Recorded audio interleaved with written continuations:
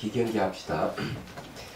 생겨나지도 않고 소멸하지도 않고 동도 아니고 영원도 아니고 오는 것도 아니고 가는 것도 아니고 다른 것도 아니고 같은 것도 아니 영기법을 가르치신 분 완전한 깨달음을 얻으신 부처님들 가운데 가장 훌륭한 설법자인 당신께 경의를 표합니다. 오늘 능경 강의를 해야 되는데 인도 갔다 온 보고회를 갖고 남으면 가야겠습니다.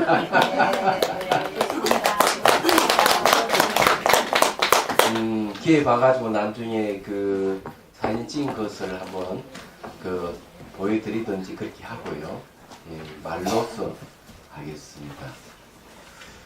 그 제목은 이제 그 달라이 라마 스님의 구전 전성 법회입니다.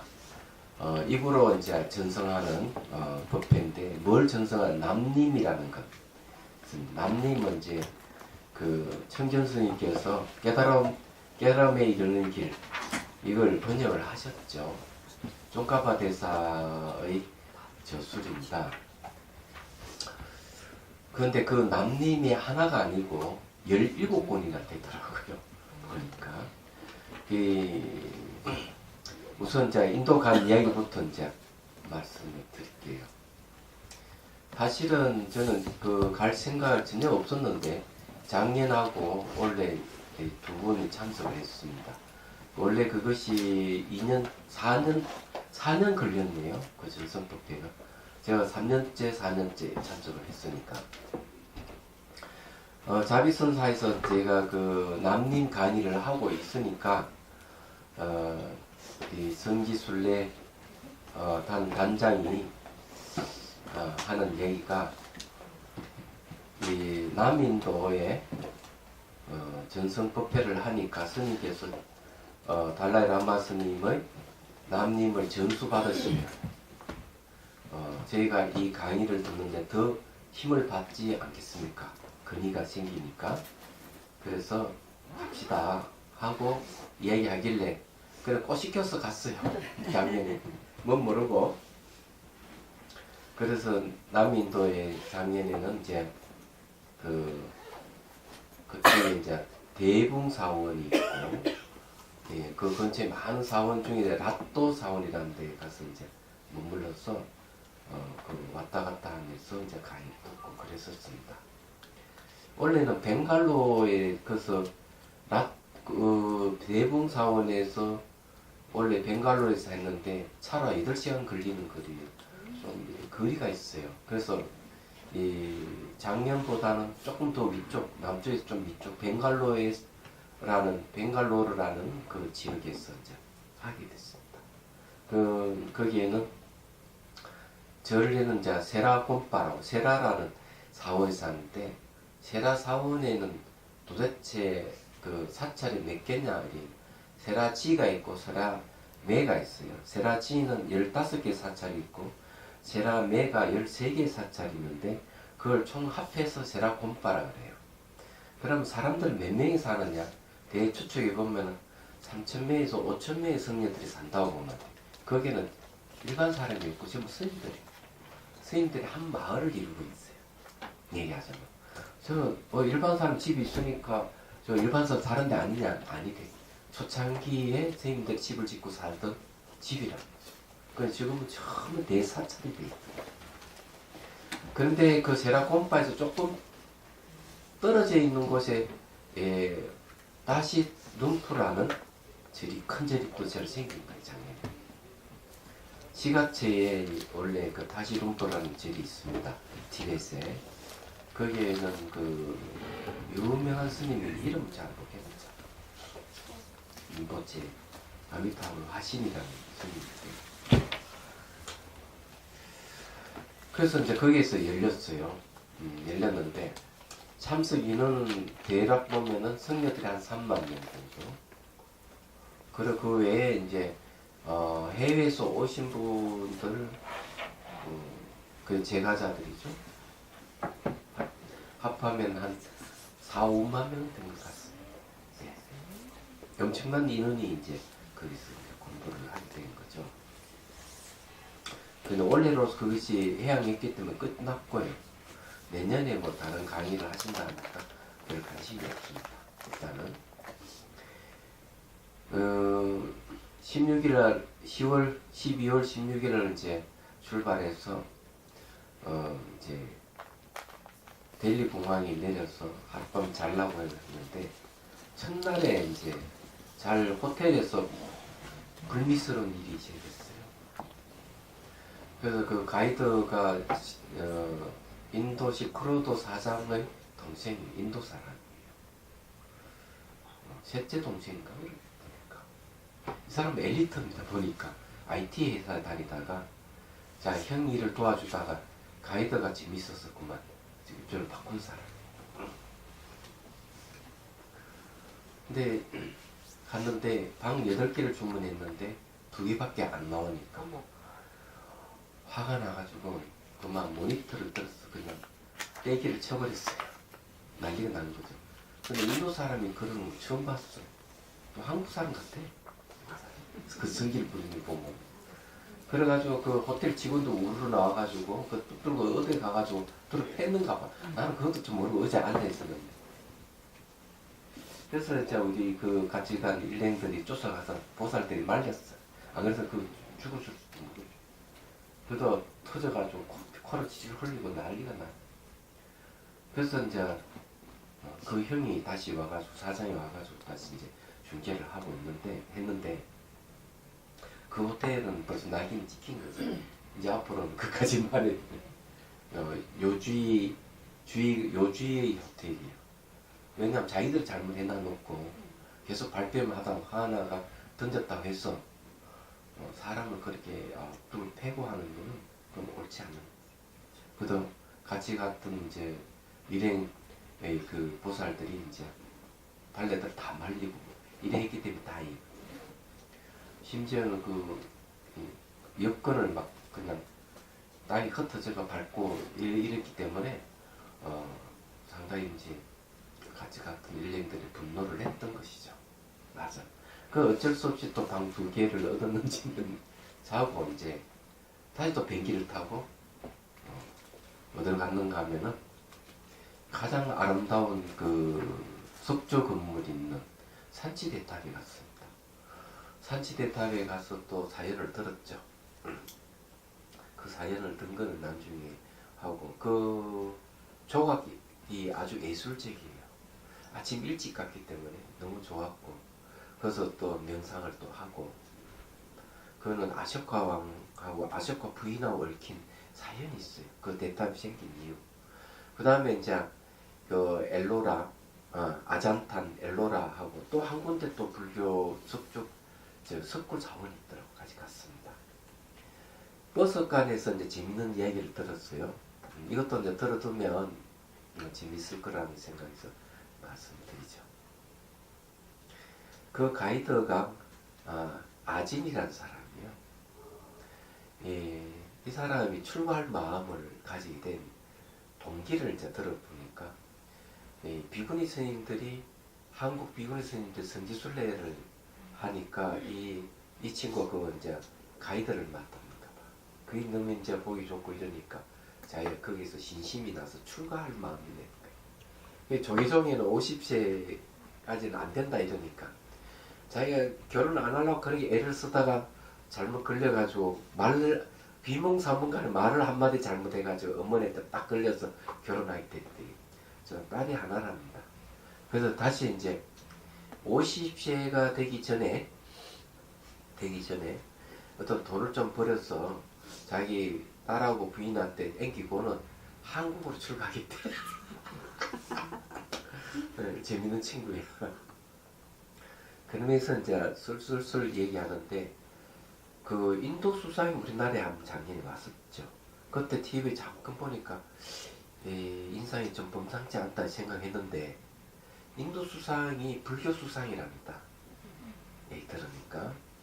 근데 사람이 이제 꿈뻑뻑 졸다가 들었는데 히말라야 산으로 들어가서 15년 동안 수행을 한 사람이랍니다.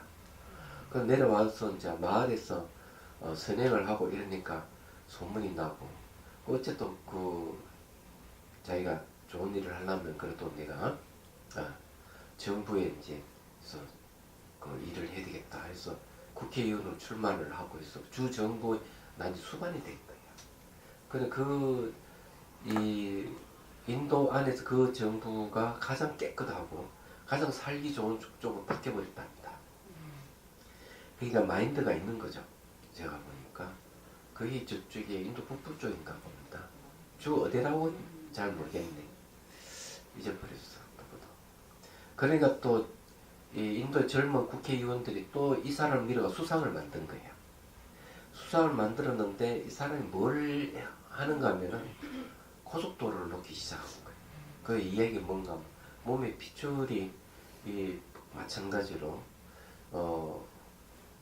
나라에 내 고속도로가 놓여져야만 경제가 활성화돼서 나라가 튼튼해진다. 그 박정희 대통령하고 똑같은 생각을 가졌던 거죠. 그래서 아마 한국에 관심이 있었는지 모르죠. 두 번째는 한 게 뭔가 하면 교육이 제대로 돼야만이 나라가 튼튼해진다. 그래서 학생들을 전부 학교에 보내라고 국민들에게 호소합니다. 거의 그 전에는 국민당이 60년 동안 교육에 힘쓰지 않았답니다. 근데 국민들이 아이들을 학교에 보내질 않는 거야. 무상으로 해주겠다도 안 가는 거야. 그래서 또 원인을 살펴보니까 먹는 거하고 관계가 있다는 걸 알고는 무상급식을 실시합니다. 전심을 다 공짜로 주겠다. 다 보내라. 그러니까 입 하나 덜기 위해서 아이들을 학교로 보내기 시작을 얘기하잖아. 그 다음에 또 뭘 하는가 하면은 문화를 알아야 된다. 국민이 학생들이 자기 나라의 문화를 모르면 어찌 되겠느냐. 그러고는 이 불교 유적지라든지 이런 데 그냥 보내는 돈은 국가에 다 되는 거죠. 근데 엘로라 동굴 쪽으로 가니까 학생들 엄청나게 와 있더라고요. 근데 학생들 잘 보니까 아주 표정이 밝고 옷도 깨끗하고 제가 보기에는 예전에 그 인도를 보던 그 모습하고 전혀 다른 모습. 심지어 그런 그 성지 같은 데는 보면 관리자들이 빗자루가 깨끗 쓸고 있어요. 아주 깨끗하게. 이런 거 보면 뭐가 달라졌다는 생각을 갖게 됐습니다. 그리고 또 뭘 정책하는가 하면은 인도에는 시골에는 화장실이 없어. 잘 알다시피. 그 인도 물을 함부로 마시면 배탈 나는 이유가 배설물이 전부 다 땅에 섬이 들어가지고 지하수로 오염시키기 때문에 그런 거거든요. 그리고 화장실이 없다고 하는 거는 비위생적인 거죠. 그래서 수상이 뭘 명령을 내리는가 하면 만일에 결혼할 남자 집에 화장실이 없으면 시집가지 말아라.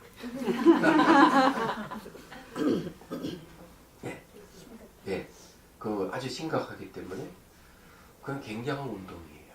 그것도 문화 운동입니다. 한마디로 얘기하면. 다음에 이제 이 수상이 하는 게 뭔가 하면 보도가에 가서 그 한 3시간씩 명상을 해버리는 거예요. 그러니까 이 8대 성지에 달라지기 시작한 거죠. 그래서 도로 같은 거 새로 나기 시작하면서 가이드 이야기로는 성지 순례 기간이 짧아져 버렸답니다. 새로 도로가 나버렸기 때문에. 그리고 한 구간에는 도로가 나야 될 자리에 안 나오니까 둘러서 몇 시간 둘러서 가는 일이 벌어졌는데 그 지방 정부에서 말을 안 들으니까 군대를 보내가지고 그 말 안 들은 사람을 싹 밀어내버렸대. 그리고 그리고 주정부 중앙 정부에서 계속 주정부 말을 안 들으니까 계속 그 독촉을 하니까 아마 주정부에서 어쩔 수 없이 그렇게 했는 것 같아요. 군대를 보내가지고 싹 쓸어버렸다. 그 얘기를 하는 거예요. 그래서 지금 인도가 달라지고 있다. 그런 첸나이에 현대가 있는데 거기에 무척 고생을 했답니다. 서가를 준다 하면서 국회의원들이 돈을 요구하니까 돈을 주면 또 다른 국회의원에 또 돈을 요구하고 이러니까 현대에서 못하게 손을 뗐답니다. 근데 그걸 수상이 알고는 그걸 개선을 해서 다시 현대가 들어와서 일을 하게끔 해줬대. 그러니까 수상이 현명한 사람이야. 제가 보기에는. 그래서 이 친구가 하는 말이 내가 물었어요. 그러면 인도에는 불교 신자가 몇 명이냐 하니까 0.2%래요. 그럼 영적 인프는 몇명 됐냐?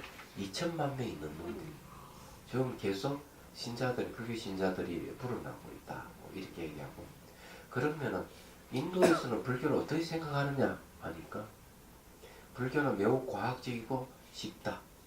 이렇게 얘기를 하고 있습니다. 불교는 과학적이고 쉽다. 그 이전에는 바람문이 들어와서 아리안 그거 쭉 설명하는데 그분이 들어와서 이제 그 바람문교가 이제 주장하는 내용이 이제 뭔가면은 너희들 기도해 줄 테니까 보시하라. 그래 거기서부터 계급이 이제 경해지기 시작하는데 기도해 주고 보시 받는 게 이게 상당히 과한 거야. 얘기하자. 그네들은 무의도시감이 있고 그런데 이제 부처님이 출연해서 그런 걸 폐지시켜버린 거죠. 한마디로 얘기하자면은. 그래서 불교로 바뀌었다가 이슬람이 들어오면서 이제 문제가 발생했던 겁니다. 그래서 이제 이슬람이 들어온 이유가 뭔가 하면은 그네들이 들어오는 목적은 도둑질하기 위해서 약탈하기 위해서 잘 사는 걸 틀어서 한 번씩 인도로 쳐들어와가지고 그러면서 이제 표적이 된 게 이제 불교 사원이 표적이 되고 스님들이 죽고 이제 이렇게 했던 거지. 그러다가 이제 불교하고 이제 힌두교하고 같이 결합되면서 이제 이슬람 쪽으로 몰아내기 시작했다는 그런 얘기를 하더라고요. 어쨌든 이제 그 버스칸에 들었던 얘기고 그래서 좀 벵갈로로 거기 이제 다시 도착해서 이제 사원이 투숙하게 됐습니다.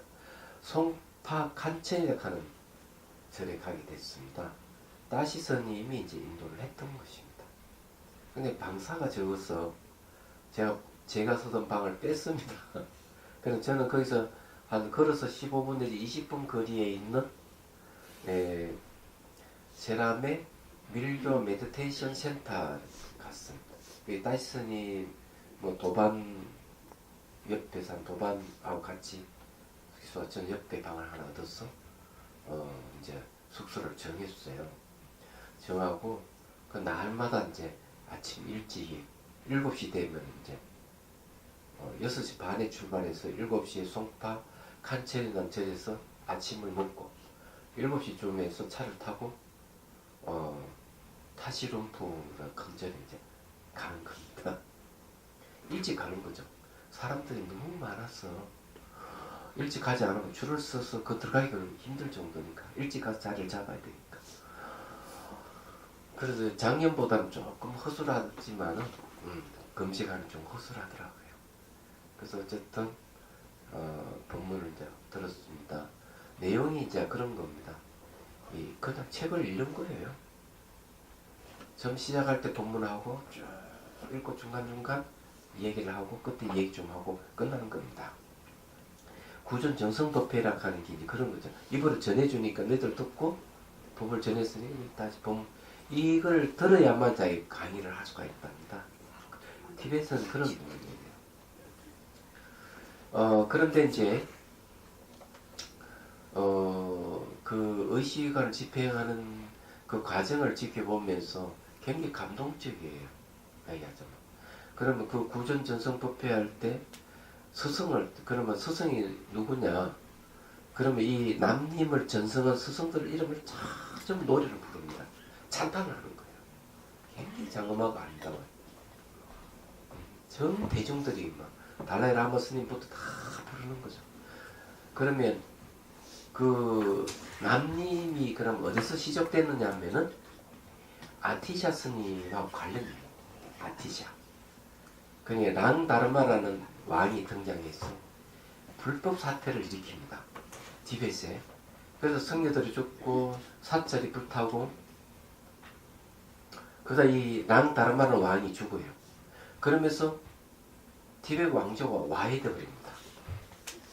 그런데 작은 왕조들이 생기면서 그전 작은 왕조 중에 어떤 왕이 다시 불법을 다시 일으켜야 된다. 그죠?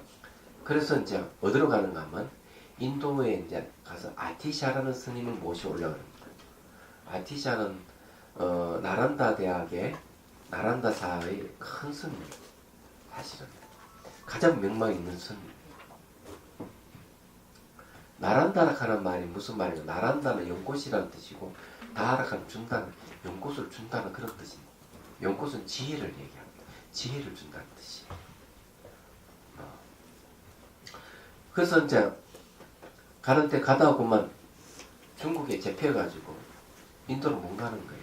중국에서 뭘 요구하는가 하면 그걸 요구합니다. 이 왕의 몸무게만큼 금을 가져온 거죠. 그래 가져갔더니만 목만큼은 부족하니 더 가져오더라. 그러니까 그 왕의 동생이 이제 자기 왕인 형님은 이제 면담을 하고 감히 갇힌 왕이 이렇게 얘기합니다. 그 황금을 가지고 나를 빼내려고 하지 말고 그걸 가지고 인도 가서 아치아 스님을 모시고 온 거예요. 그래서 이제 동생이 다시 왕위를 계승을 하고 직접 인도로 가서 아티자 스님을 모시고 옵니다. 그러면서 다시 이제 티베트 불교가 융성하게 됩니다. 이게 아마 고려시대 때 같아요. 고려 초기쯤 안 되겠나 이런 생각입니다. 연대를 어떻게 들어보니까 아티샤 스님이 왔을 때 왕이 우리 티베트 국민들을 위해서 부처님 법을 저술을 해달라고 해요. 그 저술이 뭔가 뭐 보리도덕론입니다. 보리도덕론은 다시 주석한 것이 이제 쫑카파 대사의 남림입니다. 그래서 이제 아티샤 스님으로부터 해가지고 돈텐바로 해서 그 제자로 해서 쭉 전성이 되는 거예요. 그래서 이제 쫑카파 대사가 이제 전 남림이 있고 그 보리도덕론에 대해서 많은 티베트의 논사들이 저술한 책이 17권이 된 거예요. 그 4년 동안 읽으면서 전성을 하는 거예요. 얘기하자면 무슨 말인지 이해가 되시죠? 그렇습니다. 그러면 그 내용이 뭐냐 얘기죠. 내용이. 17권 되는 어마어마한 그 책 내용이 물론 쫑카파 대사 남님은 뭐 한 이만큼 두껍지만 도대체 내용이 뭐냐는 거죠. 아티사 스님이 전수한 내용은 보리심 수행, 비밀 수행이에요. 보리심 수행을 얘기합니다. 그래서 보리심이 뭐냐 하면은 일체 모든 중생을 구제하겠다는 염원가. 그래서 실력을 길어야 되겠죠?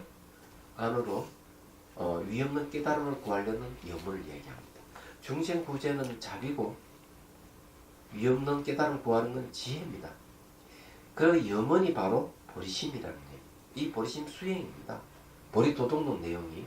그래서 그 내용이 보면은 하사도, 중사도, 상사도, 하근기, 중근기, 상근기 나눠서 하근기, 중근기, 상근기 수행법을 제시를 해놨어요. 그걸 남림에서 그대로 전성을 해서 풀이를 해놓은 겁니다. 그래서 하근기, 하사도는 뭔가 하면은 천국에 태어나는 걸 목적으로 하는 수행이에요. 수행도 아니죠. 수행이 있긴 있지만 뭘 하는가 하면 천국에 태어나는 간단해요. 많이 베풀고 계율을 잘 지키고 두 가지만 지키면 이걸 천인교라고 합니다. 천인교. 그리고 또 이 색계와 욕계 천국에 가려면 명상하면 돼요. 이래서 이제 그래서 전 세계 종교의 99% 이상이 전부 다 천인교입니다. 그걸 아셔야 돼요. 천국은 말이야 극락하고 달라요. 극락은 전혀 다른 그건 천국을 얘기해요. 불교의 천국은 28개가 있어요. 욕계 6개, 색계 18개, 무색계 4개. 그러면 중사도는 중근기에 그 중간 크기의 마음을 가진 이는 수행은 있는 거죠. 이 수행은 열반을 목적으로 천국이라 하는 시간 공간의 제약을 받고 있다. 거기 태어난 천인이 된다 하더라도 오래 살기는 살지만은 영원히 살 수는 없다. 그러면은 시간과 공간을 초월한 건 뭐냐? 욕계, 색계, 무색계를 세간이라 그래요. 세라 하는 것은 시간을 가는 공간을 얘기합니다. 색계와 무색계의 선정을 8개 선정을 얘기하더라도 그건 세간의 선정을 출세간의 선정이 아니다. 그러면 이제 출세간의 선정은 멸진정입니다. 예. 멸진정을 통해서 부처님은 완전한 깨달음을 이루는 것이죠. 말하자면. 근데 열반을 이제 목적으로 하는 게 중사도입니다. 중근기가 수행하는 거죠. 그 수행은 뭔가 하면 개정의 사막을 가지고 수행을 하는 겁니다. 천국의 목적이 아니고 천국은 영원하지 않기 때문에 열반이 바로 출세간이에요. 그렇지만은 중간 크기의 마음을 가진 수행도 우리가 주장하는 소승의 불교가 중간 크기의 마음을 가진 수행법들이에요. 그게 궁극을 해서는 안 된다 얘기죠. 왜? 열반에 들어버리면은 중생 구제를 할 수가 없다. 부처님 깨달은 내용 연기법인데 연기라고 하는 상호 오존 관계를 얘기를 하거든요. 열반에 들어오면은 중생과의 관계가 끊어져버려요. 자기는 해탈을 얻어서 완전 고통에서 벗어날는지 모르지만 중생도 어찌할 거냐 이기죠. 그래서 보리심을 일으켜야 됩니다. 그래서 보리심을 일으켜서 수행하는 게 상사도. 쉽게 얘기해서 마음이 큰 마음을 가진 이가 수행하는 그게 보리심 수행 얘기하잖아. 그거는 열반에 머물지도 않고 열반에 머물지 않습니다. 그리고 또한 이 세간에도 머물지 않아요. 열반에 머물지 않는 것은 중생을 구제하려고 하는 연민심 때문에, 세간에 머물지 않는 것은 이 세간은 마음이 맞는 환영의 세계이기 때문에 머물지 않는 거죠. 그건 뭐냐? 지혜입니다. 그래서 부처의 길로 가는 거죠. 부처님도 보리심을 일으킬까 안 일으킬까? 네, 부처님도 보리심을 일으킵니다. 단 무상 정등각을 하셨기 때문에 위험을 깨달아 구하려는 마음은 없어요. 저절로 중생을 구제하는 마음이 일어나요. 이게 바로 보리심을 일으키는 거죠. 그래서 대성의 수행은 두 가지를 갖춰야 돼.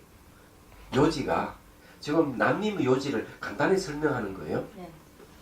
그게 뭐냐면은 하나는 복덕자량, 하나는 지혜자량. 자량이라는 말은 식량이라는 뜻이에요. 여러분들이 뭘 부족하면 채우듯이, 배고프면 고프면 음식을 먹듯이, 그렇죠? 채우잖아요. 그럼 그게 이제 뭐냐면은 복이라 하는 거, 이게 중요한 거예요. 지혜자량을 계속 쌓아서 지혜에 의해서 깨달으면 얻죠. 그게 법신입니다. 지혜는 법신을 얻는 데 있습니다. 복덕 그러면 복덕은 뭡니까? 복은 소통을 얘기합니다. 복이라 하는 것은 개인과 개인이 소통하는 거고, 덕이라 하는 개인과 전체와 소통하는 게 덕입니다. 그래서 복덕이에요. 그러면은 소통하려면 어떻게 해야 됩니까? 베풀어야 돼요. 선행을 많이 해야 돼요. 예. 그게 자비하고 관계됩니다. 많이 도와주고 베풀고 이래야 돼요. 그러면 이거는 바로 색신을 일으키는 원인이 됩니다. 그래서 법신을 얻고 난 뒤에 색신을 일으켜서 중생 구제하는 거죠. 그럼 법신이 뭐냐 이기지. 이것도 궁금하죠. 법신은 이제 언제부터 생기는 초지보살부터 법신보살이라 이름 부르는데, 초지 이르려면 초지는 견도고, 견도 이르기 전에는 가행도를 해야 돼요. 가행도 이전에는 자량도, 복덕과 식량을 쌓는 자량도에서 가행도는 실제 사마타와 위파스나 수행을 하는 것, 상수하는 거죠. 그래서 공성을 대상으로 공과 공을 지켜오는 지혜, 이 두 관계가 경계가 사라집니다. 물에 물 탄 그 경계가 사라져버리면은 바로 법신을 이루게 됩니다. 법의 몸입니다. 그런데 이 몸의 크기는 전 삼단만성 우주가 그냥 몸입니다. 전 존재가 다 몸이에요. 법의 몸입니다. 다른 말로 지신이라 지혜의 몸이라고 합니다. 하은경이 이렇게 얘기하죠. 일체 모든 것이 마음 자체의 성품인 줄 알면은 지혜의 몸을 이룰지니 다른 일을 말미에서 깨닫는 것이 아니다. 그래 무자성 자체가 되는 겁니다. 공성 자체가 되는 게 바로 법신이에요. 근데 공성 자체가 되는데 거기는 지혜가 들어가 있다. 지혜를 뭐라는가 하면 공이라 그럽니다. 그래 그래서 앞의 공은 공이고 뒤의 공은 지혜라 해서 공공이란 말을 씁니다. 그래서 이제 그렇게 되면은 법신이 머물러 있으면서도 중생을 구제하기 위해서 언제든 색신을 나타냅니다. 그게 뭐냐? 보신, 응신, 화신입니다. 얘기하죠. 늘 법신 상태에서 색신을 나타내. 근데 법신 편만이라는 말도 여러분 이해하실 거예요. 여러분 깨닫게 되면은 바로 그런 법신이 진리 자체예요. 진리가 되는 거죠. 한마디로 얘기하면 굉장한 겁니다. 엄청난 거예요, 이게. 그렇지만은 초지보살이 이룬다 해가지고 번뇌가 없는 게 아니에요. 잠재적 성향이 남아있기 때문에 계속 이제 잠재적 성향을 없이 수행해 나가야 됩니다. 그 어쨌든 이제 그런 내용이에요. 그래 이제 그 과정을 이제 다 설명해 놓은 게 남림입니다. 그래서 그 가행도의 수행의 사마타 수행은 이 문내 사해가 있어야 돼요. 공성에 대해서 본문 듣는 문해, 공성 이치를 사유한 사해를 근거로 해서 응념, 바른 알면 이제 혼칭과 도구를 바르게 하는 것. 그 다음 정진, 숙달 이런 과정을 거치는 사마타 수행이 있어요. 그래서 삼매에 들어가면 바로 깨달아버려요. 여덟 선정을 거치지 않고 깨닫는 거예요. 그게 대단한 거예요. 이게 이제 남님 얘기합니다. 요번에 본문 내용도 이 내용을 하셨어요. 그래서 제가 알고 있는 걸 여러분 간단하게 열흘 이상 본문 들은 걸 오늘 간단하게 저서 얘기할 거예요. 그래 그래서 딱 끝난 게 아니에요. 끝나고 난 뒤에 그 다음 날 16 명점 관상이라는 게 있습니다. 관상이 아니고 감정이 있었어요. 이게 뭘까? 그 감정을 받았어요. 이게 재미있는 내용이에요. 그전에는 달람살레에서 간정을 주시면 그냥 내용도 없이 간정을 주고 이랬는데 이번에는 그걸 간정을 주면서 중간중간 설명을 해주는 거예요. 설명. 그래서 아주 재밌었어요. 그래서 간정의 의미를 알게 됐습니다. 하은경이 간정이란 말은 나오지만은 그 의식하는 내용을 전혀 몰랐는데 이번에 확실히 알게 됐어요. 16분의 보살이 등장합니다. 첫 번째 보살이 천수천왕 관세음보살이. 그 관세음보살이 또 11명 관세음보살도 등장하고 사비간음도 등장. 관세음보살 여러 분이 등장합니다. 미륵보살이라든지 뭐 세친보살도 있고 용수보살도 있고 여러 가지 보살들이 등장합니다. 마지막에 법신보살이 등장하는데 부동불도 아마 등장하는 것 같고요. 근데 이거는 내용이 뭐냐 이기죠. 딱 둘로 압축합니다. 하나는 자비, 간신보살 등장 다 자비예요. 문수보살이라든지 저기 용수보살은 전부 지혜 부분이에요. 전부 다 마음의 본소 공서에서 형상화로 나타난 보살들입니다. 그래서 만다라는 하나의 궁정각 같아요. 그러면 이제 온만의 변매음을 부르면 자 천수처럼 간신을 등장 나타납니다. 그래서 이제 거기서 이 가피를 받고 만다는 문을 열고 들어갑니다. 들어가서 또 이 천수천왕 관세음보살의 가슴에 원륜이 생겨요. 둥근 구멍이 생기면서 만다가 나타나요. 그럼 그 속에 들어가면 또 보살이 기다리고 있어. 그래서 또 엄마의 변매음 하면서 또 돌면서 강구를 하면 또 가피를 받아.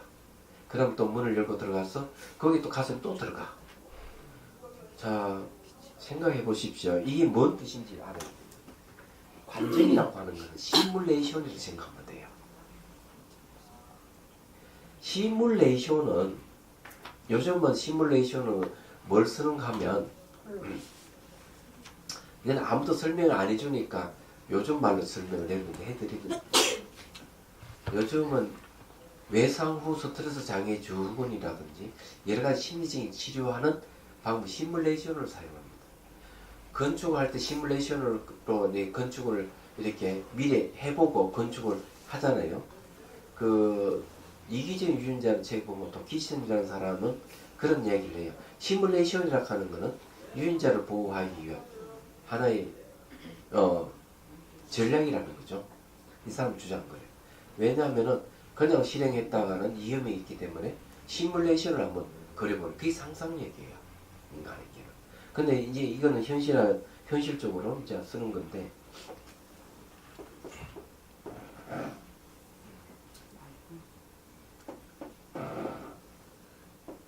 예, 간시보살이라고 생각합시다. 가슴에 이제 열리면서 이 자체가 만다라입니다. 만달라라는 것은 깨달은 내용이기도 하죠. 이것도 안에 만달라가 있고 이 안에 다시 또 보살이 또 이렇게 있는 거예요. 요 안에 그럼 또 여기 또 안에 또 들어가는 겁니다. 근데 이거 시뮬레이션이라는 게 그런 거예요. 미국에서는 이걸 어떻게 하는가 하면은 외상후 스트레스 장애 증후군을 앓고 있다면 이게 이제 안경 같은 느낌이면 시뮬레이션이 딱 나타납니다. 그러면 자기가 예를 들어 이라크에서 군인으로 있다가 외상후 스트레스 장애 증후군을 앓았다 그러면 이라크 그때 전쟁 상황을 그대로 재현을 시켜서 자기 것으로 투입되는 거예요. 투입되면서 면역력을 이제 키우는 겁니다. 거기에서. 그러면은 이제 외상후 스트레스 장애 증후군에서 벗어나는 겁니다.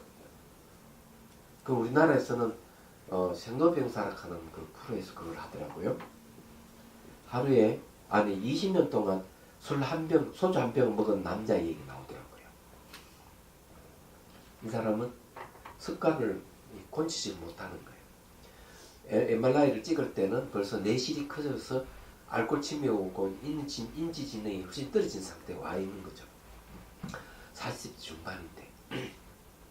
그 이걸 어떻게 습관을 고치지 못하니까 병원에서 시뮬레이션을 합니다. 큰 화면에다가 앉혀고 알코올 중독자가 치료하는 과정에서 죽어가고 장례식 치르는 과정을 쫙 보여주는 거죠. 날마다. 그런 이 사람이 이제 이거 안 되겠다. 끊자 하는 오익을 일으키면 끊게 됩니다. 그 시뮬레이션 역할이 뭡니까? 해강 반조예요. 마음을 또 이렇게 자기 힘을 보게끔 해주는 거예요. 이건 세속의 메타인지라 그럽니다. 메타인지. 그래서 자기 마음을 이제 다잡는 거죠. 그 마찬가지로 불교 명상에는 관상법이라는 게 있어요. 관상.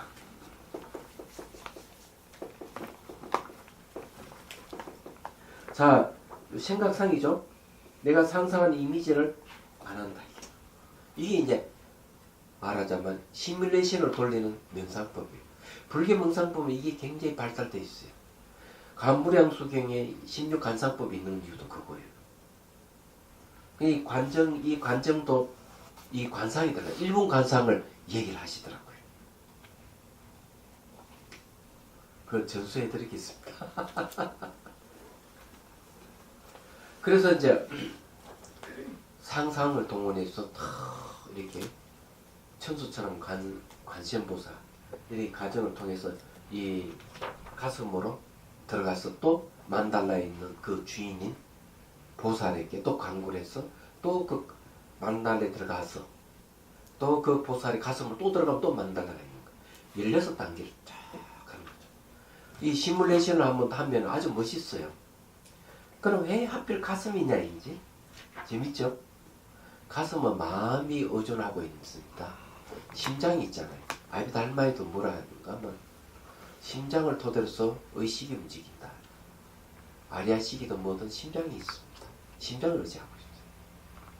그래서 가슴이에요. 말하자면. 그러니까 최종 마지막에 법신입니다. 법신불이 돼야 돼요. 법신보살이 모르지만. 법신은 제가 얘기했죠. 공과 공을 보는 지혜에 그 사이 경계가 사라지면 법신이라고. 결국 마음의 본성을 얘기하는 겁니다. 16분은 보살들은 전부 다 마음을 상징하는 거고 이 시뮬레이션을 하는 이유가 그거예요. 결국 그런 과정을 통해서 우리 심을 깨닫는 걸 얘기합니다. 그런 관정을 통하는 거죠. 그런 관정이라는 의미가 뭐냐면 많은 왕자들 중에서 왕이 한 왕자를 선택해서 물을 부어주는 겁니다. 뿌릴 관자에 머리 정자입니다. 그럼 태자로 인변이 되는 거죠. 그래서 관쟁을 받는다 하는 말은 왕을 받는다는 소리 똑같은 뜻이에요. 그래서 정수에 물을 붓듯이 거기서 뭐가 있는가 하면 감로수를 부어줍니다. 감로수를 부어주고 그러는데 그러면 기록와서는 그 사람은 부처의 길을 가는 거예요. 그는 시뮬레이션은 뭔가 하면 수행의 과정을 이런 식으로 간다는 걸 보여주는 겁니다. 한번 이렇게 시뮬레이션에서 보여주는 걸 얘기합니다. 재밌는 의식이잖아요. 얘기하자면 여러분들이 왜 그런 의식을 집행하는지 알아야 돼요. 혹시 지금 제가 물어볼게요. 결혼할 때 예식자에서 결혼하지 않고 그냥 물 한 잔 떠나놓고 저 맞자리에서 결혼식 한 사람 있어요? 예? 계시군. 그러면은 그렇게 해가지고는 혹시 뭐고 번듯한 예식자에서 결혼식을 올리고 싶은 마음은 없습니까? TV 보니까 다 있던데. 그래가지고 새로 결혼식을 하던데 보니까 제가 왜 이 얘기를 하는가 하면 의식이 매우 중요하다는 거죠. 근인을 얘기를 해요. 근인. 의식을 집행함으로 해서 근인을 부여받는 거죠. 그래서 결혼 예식자에 뻔하다 했을 때 그 결혼 생활이 오래 가는 겁니다. 얘기하자면 그 이제 결혼식에 따른 근위가 부여되는 거죠. 수행하는 것도 마찬가지예요. 여러분들 큰 스님께 조실 스님 화두를 타는 거하고 이름 없는 스님께 화두를 타는 거하고는 다른 거예요. 이름 없는 스님의 화두를 타면은 화두 창고 잘 안 돼. 권위가 없었어요. 똑같은 이치야. 예, 이해가 되시죠? 그거 같은 거예요. 그래서 이제 그런 의식을 집행을 하는 거예요. 얘기하죠. 그래서 수행자가 관정을 받으면 수행이 진짜 굉장히 빠르다는 얘기입니다. 결국은 그 내용이 보리심 수행입니다. 그래서 까담파, 갤록파의 이전이 이름이 까담파랍니다. 얘기하잖아. 닉마파, 샤카파, 그 다음에 악교파가 있고, 그 다음에 갤록파가 4개 종파가 있지만, 갤록파 이전에 파가 까담파였던 것이죠. 그래서 까담파는 바로 아티자 스님으로부터 전승때 내려오는 내용들. 그래서 이제 관정을 받고 끝나는 거예요. 얘기하자면. 근데 그 다음날 또 관정을 또 주는 거예요. 관정이 장수 관정이었습니다. 장수 관정. 그럼 장수 관정의 주인공 누구는 따라보살이에요. 따라보살은 간센보살이 눈물이 태어난 보살이라고 하는데 따라보살 주인공이 바로 장수와 관계되는 보살이었던 거예요. 그러면 따라보살을 어떻게 관상을 하느냐면 공성에서 따라보살이 형상화된다고 상상을 하라 이렇게 얘기합니다. 앞에 심령보살도 마찬가지죠. 공성에서 형상화된 겁니다. 근데 여기 비밀이 있는 거예요. 말하자면은 이 관상법의 비밀이 여기 있는 겁니다. 그럼 이 관상법의 그 원리에 대해서 간단하게 설명을 해드릴게요. 제가 이제 글을 하나 썼는데 그 밀교 명상센터에서 우리는 법회 끝나면 돌아와서 바로 복습을 했습니다. 복습을 해야 돼요. 복습을 하지 않으면 내용을 잘 모르기 때문에 지루해지고 재미없어지기 때문에 내용을 알면은 그래서 그게 앉아서 법문 듣는 건 좋잖아요. 그래서 끝나자마자 복습을 했습니다. 하고 나면 남는 시간에는 제가 타이핑을 쳤어요. 제목은 허공과 공입니다. 이 허공 수련하는 단체가 있죠. 마음 수련은 사람들 허공과 공성을 전부 다 착각을 하기 때문에 그래서 제가 글을 썼어요. 글을 이제 쓰기 위해서 두 분의 스님을 만나겠습니다. 더 확실하게 알고 싶었어. 나는 알고 있지만 더 정확하게 알고 싶었어. 요건 이제 관상법과 관계가 조금 있기 때문에 이것도 설명하고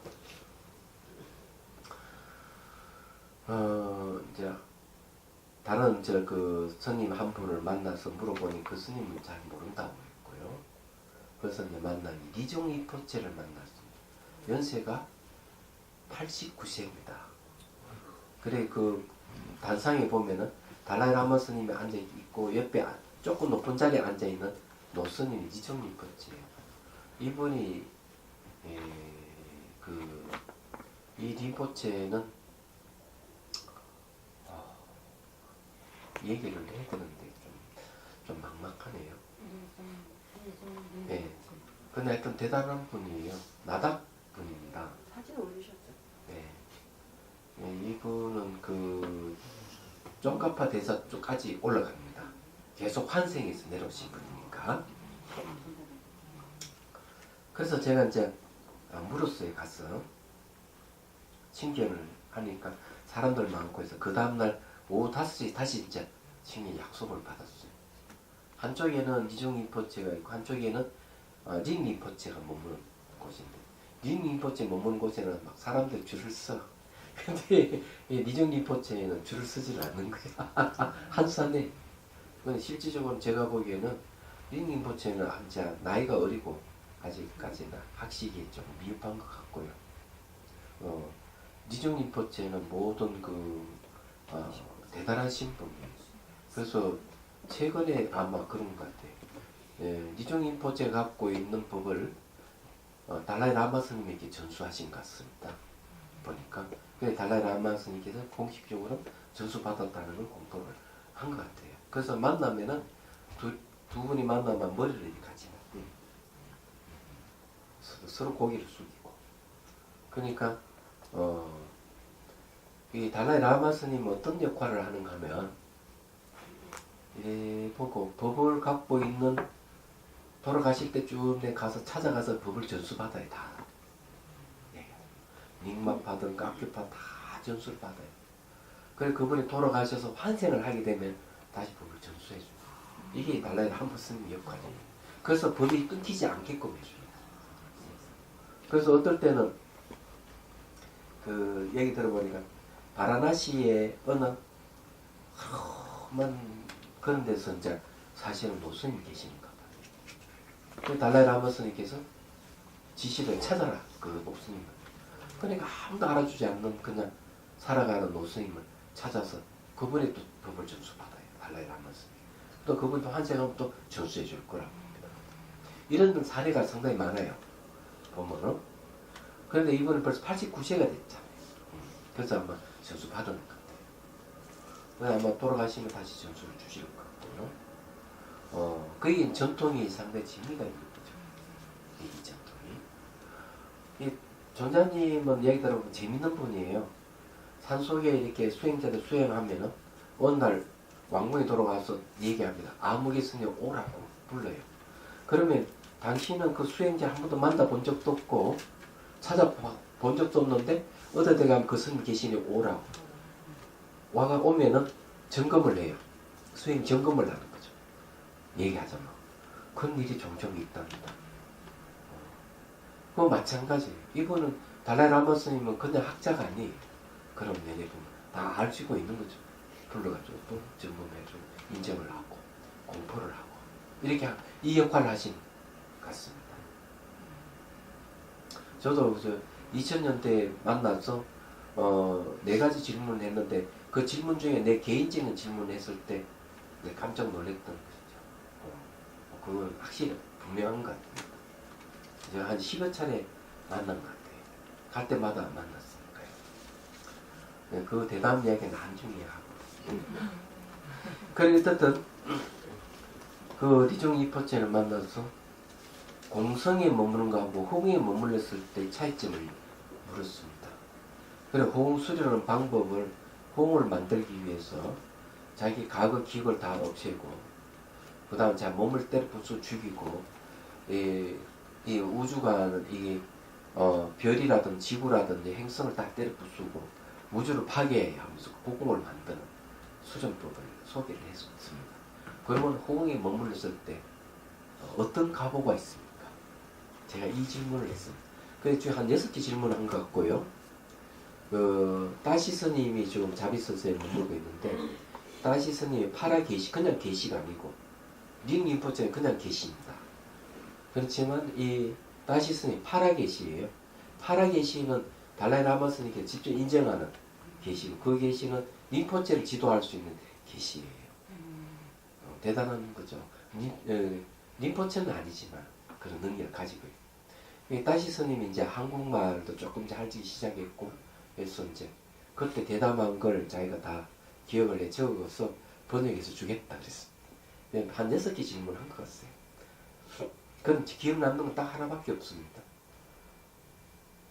그래서 호응에 머물러서 소리 나면 어떻게 됩니까? 하니까 바로 적답이 바로 나와요. 그건 지옥에 떨어진다. 네. 왜 그 지옥에 떨어집니까? 인가를 부정하기 때문입니다. 호공은 인식 대상이 없다 얘기죠. 그래서 호공 수료를 하게 되면 결과수는 인가가 없어진다 얘기예요. 인가가 없는 거예요. 그러면 인가가 없는 가보를 받게 돼요. 때려 부수고 했기 때문에, 죽이고 했기 때문에 그거는 파괴하는 거고 살생하는 거고 살인하는 그런 것이기 때문에 상상력으로 하지만, 여러분 상상과 현실을 갖다 하는 거 아십니까? 예. 그거 같습니다. 불교에서는 3가지가 같다 그래요. 꿈, 상상, 현실. 장소만 달라. 그 뭐가 같느냐? 인식을 하기 때문에 같은 거예요. 꿈속에서 사물을 인식하고 상상 속에서 사물을 인식하고 현실에서 사물을 인식하기 때문에 결과가 똑같이 나오는 거예요. 뭔 말인지 이해가 되죠? 예. 그렇기 때문에 가보를 받는다는 거죠. 물론 이 이야기는 제가 딱 듣고 알았어요. 제가 알고 있는 사실이니까. 근데 링림포체는 리종림포체 바로 그냥 가보를 받는다. 그래서 알게 된 거예요. 제가 어렴풋이 이거는 가보가 있다 하는 거 알겠지. 어렴풋이 그냥 짐작만 했지. 더 정확하게 알게 된 거죠.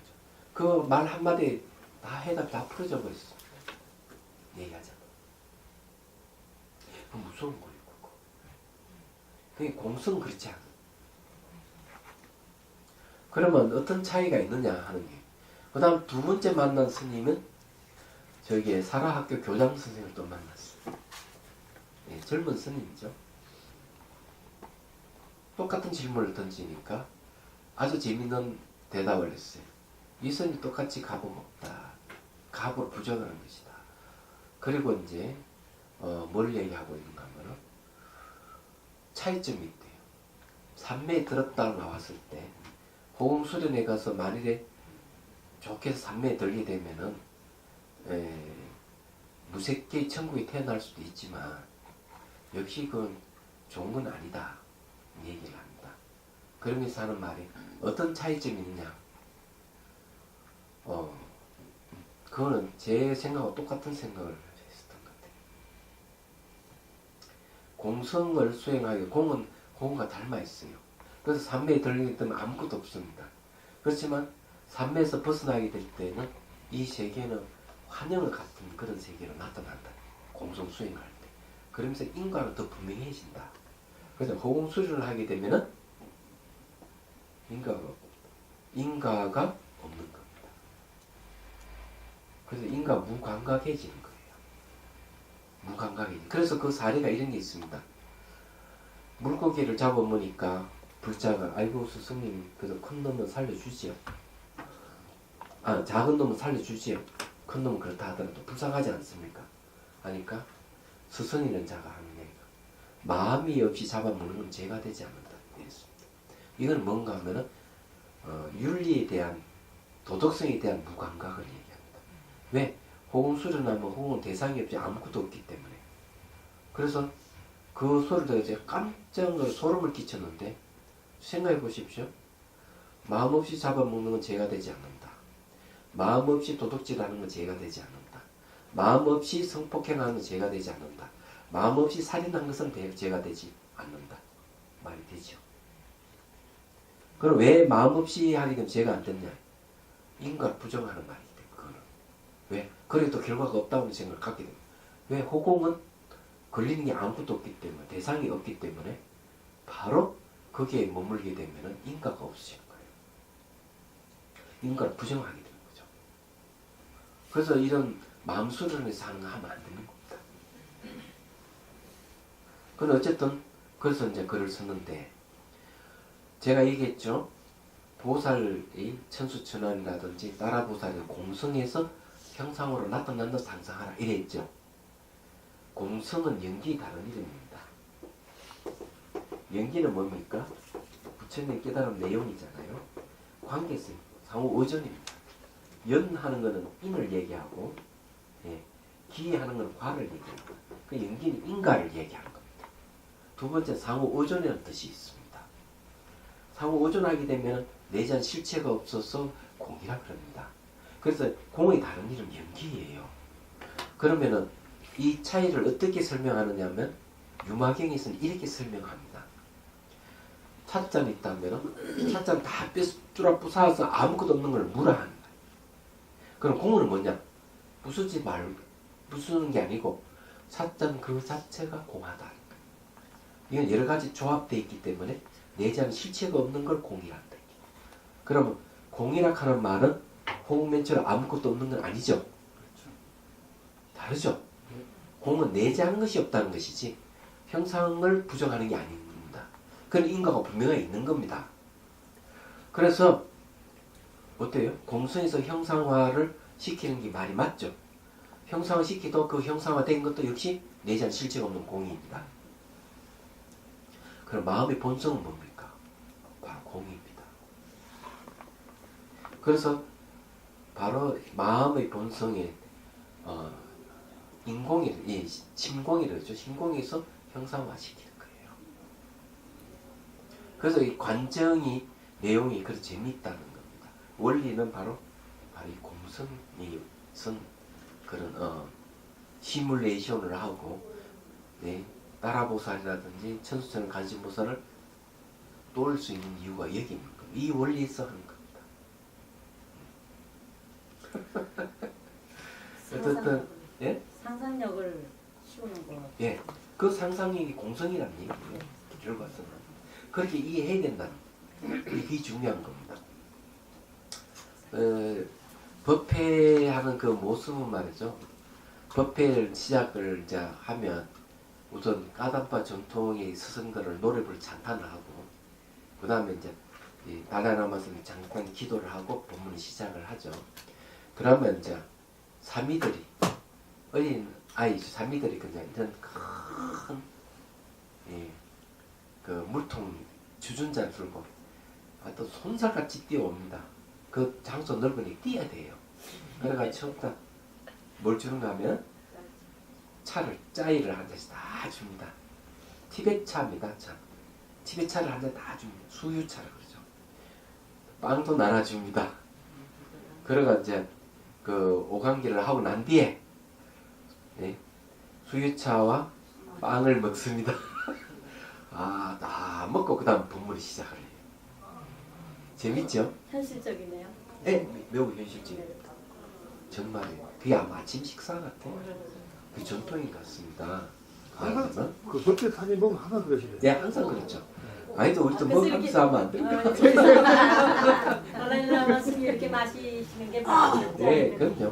네, 그럼. 이번에 그 뭐야 2015년 그 한국인 그 조난님 법회 보면은 그 마사지 그 어느 스님이십니까? 그 우리 그 조난님 그 법회 인연을 만드시는 분. 그 조난님 보시면 스님하고 그 동영상 보시면 머리를 3번 딱 치시더라고요. 네. 난 처음에는 그 사진 보고 조나님이 참 장난기도 심하시다 생각이 그게 아니고 법을 꼭 동경의 뜻이죠. 3달 치니까 그 마사지 그 스님이 이제 피하시더라고요. 아프니까 조나님이 3번 된다고 3번 딱 치시대요. 네. 법을 이제 전하는 그런. 그럼요. 그게 집에 전통이 있는가 봐. 요번에 그 조금 젊은 림포체를 만났어요. 6번 환생은 림포체를 만났는데 딱 가면서 같이 머리를 그러니까 차를 내고 올라타니까 올라와 같이 머리를 맞댔는데 그게 아마 젊은 림포체 한 분 있었어요. 재밌는 분이더라고요. 네. 그래 어쨌든 이제 그러면 그렇게 하는 게 6번 이렇게 환생하면은 중생 구제를 위해서 환생. 그럼요. 원래계에서 환생하는 거죠. 원래. 이 보살의 길을 가는 자들의 특징이죠. 만약 우리나라에도 환생 제도가 있어서 만일 참나만 찾을 수 있을 거라 생각합니다. 그럴 것 같아요. 네. 우리나라도 그런 제도가 없어서 그럴 뿐이죠. 얘기하자면. 여러분 다 환생자입니다. 저도 환생자. 네, 환생해서. 어쨌든 내용이 이런 내용들이라는 걸 여러분 이해를 하셔야 됩니다. 하시고 그 가피를 어떻게 받는가 하면 가피는 이런 겁니다.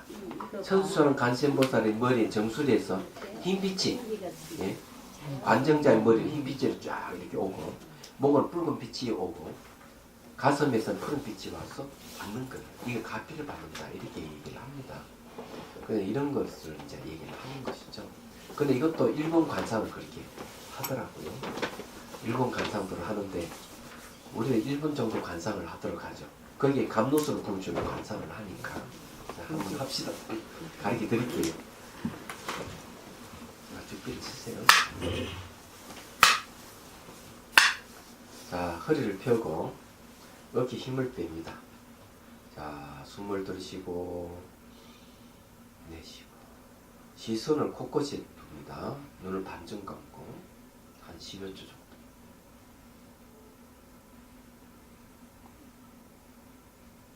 눈을 감습니다. 자, 가슴에서 연꽃 봉우리가 쭉 올라와서 정수에서 활짝 피는 걸 상상합니다. 그 속에서 다시 관세음보살님께서 쭉 올라와서 자정에 앉습니다. 달빛 방석에 앉아서 손뼉을 치고 좋아하는 모습을 떠올립니다. 자, 오른손에 들고 있는 감노수를 머리 위에 부어줍니다. 자, 계속 쭉 부어주십시오. 온몸에 적시듯이. 잘 안되면은 샤워기를 틀어서 쭉 부어주십시오. 감노수라 생각하고.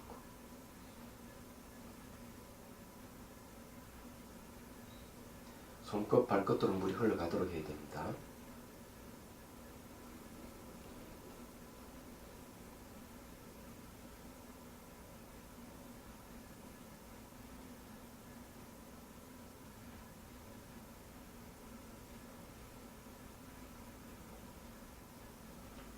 자, 다시 감노수가 정수리 한 가운데로 쭉 흘러 들어가도록 하십시오.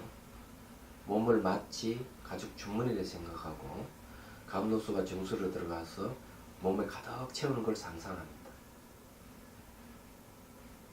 정수리로 들어가서 목을 통과 쭉 내려가면서 물이 감노수는 맑고 투명해요.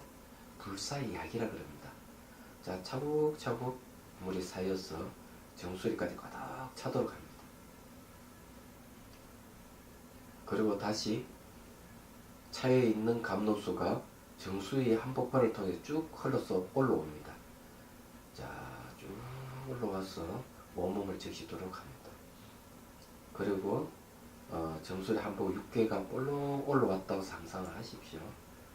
그렇게 계속 이렇게 올라와서 몸을 적시는 걸 상상합니다. 자, 한 1분 정도 하겠습니다.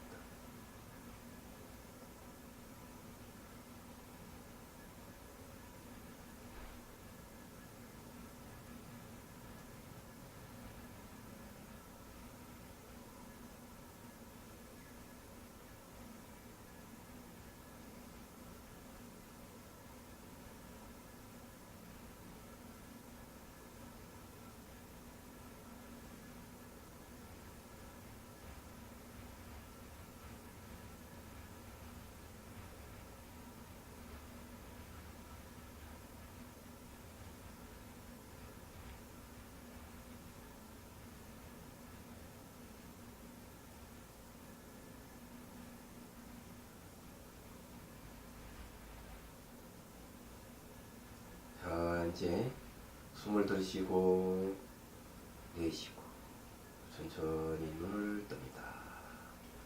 네. 예, 좋습니다. 잠깐 응용을 했는데 원래는 감노수를 부어서 이렇게 쭉 안에 차오르고 이렇게 흘러나오도록 하는 것만 있어요. 그래서 앞에 도입부를 제가 잠깐 그런 식으로 바꿨는데 물이 차올라고 흘러내리고 또 빠지면 또 물을 또 채워 넣으면 돼요. 강물속에. 그리고 또 차오르면 또 이렇게 또 흘러서 온몸을 적시도록 그렇게 하고 요거는 이제 16관점 관정을 할 때 그 방법을 달라이 라마스님께서 가르쳐주는 방법 한 1분만 그렇게 하자고 해서 그렇게 했던 거예요. 그 여러분 가르쳐 드렸습니다. 전수해 드렸습니다. 감로서 가피 받는 그런 겁니다. 다른 건 아니고요. 근데 혹시 이제 그 말씀 그런 얘기를 하더라고요. 이 붉은색 몸으로 흰색 머리로 이렇게 오는데 색깔마다 다 의미가 있어요. 근데 몸에 혹시 불편하고 병이 있는 사람 그런 식으로 하면 좋아질 수 있다는 말을 딱 전자님 들은 것 같습니다. 웃으면서 그렇게 얘기하는데 하루에 한 1분 정도 내지 2분 정도만 해도 좋아지면 제 목소리 좀 좋아졌잖아요. 금방. 자 오늘은 이제 이 능경을 해야 되는데 갔다 온 얘기 하다가 시간이 다 걸렸습니다. 네. 좋아. 전수했습니다. 네. 감사. 그런데 해양계를 해야죠. 합장하고 해양계. 중생들을 구하려는 마음으로 깨달음의 전수를 이룰 때까지 부처님과 법과 성도에 항상 기여해야 합니다. 지혜와 자비를 갖추고 유종을 위해 노력함으로써 부처님 앞에 머무르겠습니다. 원만한 버리심을 일깨우겠습니다. 원계가 있는 한 중생이 있는 한 저도 함께 따라 머물며 중생의 고통을 없애는 자로 남겠습니다.